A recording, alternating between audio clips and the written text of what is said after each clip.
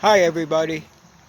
After about 3.5 hours of running this tractor this week with just this pull start on it, I decided to put the electric start kit back on it yesterday. And the chain was rusted pretty solid. I was able to hit it with PB Blaster. I worked on it for a few days trying to loosen it up. Seems to be okay for now, but I do have to get a couple of chains for this one and the other one. And also my pulley puller, I pulled the pull start pulley off. My old pulley puller kept slipping and it was just a pain. So I went to Harbor Freight, and for 20 bucks I picked this 3-piece puller set. Comes with a small pulley puller, medium size, and a large size. I tried the large size, but it was too big to pull it off. So what I did was I used a medium size one, which worked great. Just have to make sure you keep lubing this shaft up here so you don't, overheat it and bind it and whatever. It's a Pittsburgh. It's a part number. I don't know if you'll be able to see that. Anyway, it's a 63953 I used. And you can't beat the price, 20 bucks. And it seemed to be pretty stout. It stayed on there, real good. The pulleys are hard to get off, and it was working a little hard to get it off, but it got it off pretty good. Also, I had a problem. I hooked up all the cables and put the battery on it. And over here at the solenoid, you have the battery cable. It goes to one end, and then you have on the other end from the solenoid to the starter. So when I went to start it, it did nothing. So I took the test light. I had good juice going to the battery cable, from the battery. And then I tested the other side by pushing the button, and I had juice at the terminal. For some odd reason, the whole cable, I guess something went wrong inside the cable.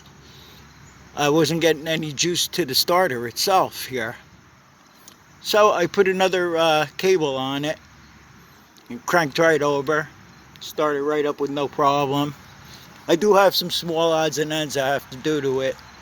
I have this wire tie holding the battery on right now, which isn't enough with all the shaking and vibration it does. And I want to insulate these cables to come out from under the hood so they don't get cut by the hood. And otherwise, everything worked out pretty good with it. So today what I want to do is I put the brush hog on it, and I want to cut the little field over here with it and see how it does.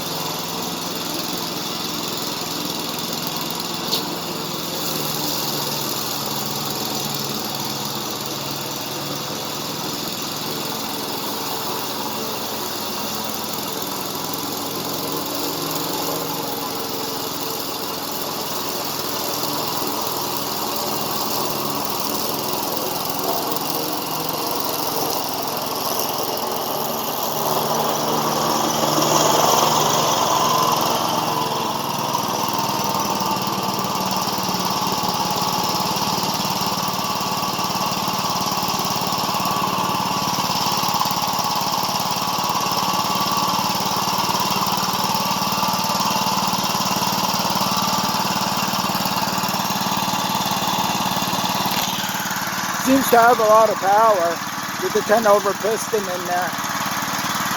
Also, I think I'm going to go ahead and put the snow blower on it, the snow cannon, because I like the low range. I never had a Gravely with low range. This is the newest Gravely I've ever had. So, thanks for watching.